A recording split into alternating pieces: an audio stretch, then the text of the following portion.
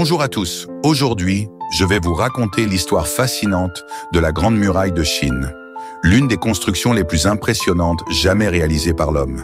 Un projet titanesque mené sur plusieurs siècles qui a marqué l'histoire et l'identité de la Chine.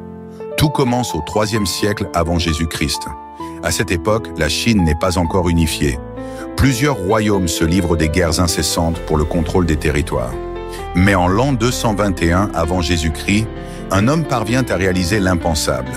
Qin Shi Huang, le premier empereur de Chine, unifie le pays et fonde la dynastie Qin. Cependant, son empire est encore fragile. Au nord, les tribus nomades Xiongnu, ancêtres des Han, menacent sans cesse les frontières chinoises avec leurs incursions violentes. Pour protéger son royaume, Qin Shi Huang ordonne alors un projet d'une ampleur inédite. La construction d'une immense muraille qui barrerait l'accès aux envahisseurs. Mais il ne part pas de rien. Avant lui, plusieurs royaumes avaient déjà construit des murs pour se défendre. Son idée est d'unifier ces fortifications existantes et de les prolonger pour former une barrière continue. Ainsi débute la construction de ce qui deviendra la Grande Muraille de Chine. Le chantier est colossal. Sous les ordres de l'empereur, des centaines de milliers d'ouvriers, de soldats, de prisonniers et de paysans sont mobilisés pour ériger la muraille. Les conditions de travail sont terribles. Les ouvriers doivent transporter des blocs de pierre sur des terrains escarpés, sous un climat parfois glacial, parfois écrasant de chaleur. Beaucoup y laissent leur vie, si bien que la légende raconte que leurs corps furent enterrés dans la muraille elle-même.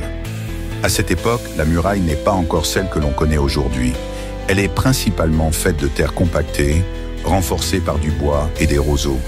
Malgré cela, elle représente déjà un exploit architectural. Mais après la mort de Qin Shi Huang, son empire s'effondre et la muraille est peu à peu abandonnée. Les siècles passent et plusieurs dynasties chinoises reprennent et améliorent cette fortification. C'est surtout sous la dynastie Ming, au XVe siècle, que la muraille prend sa forme définitive. Les Ming, confrontés aux attaques des Mongols, décident de reconstruire et de renforcer l'ouvrage. Cette fois-ci, ils utilisent des briques, des pierres taillées et du mortier, rendant la muraille bien plus solide et durable. À son apogée, la Grande Muraille s'étend sur plus de 6000 km, traversant montagnes, déserts et plaines. Elle est équipée de tours de guet, de forts et de passages fortifiés, permettant aux soldats de communiquer rapidement en cas d'attaque. Mais paradoxalement, malgré son gigantisme, la muraille ne parviendra pas toujours à empêcher les invasions.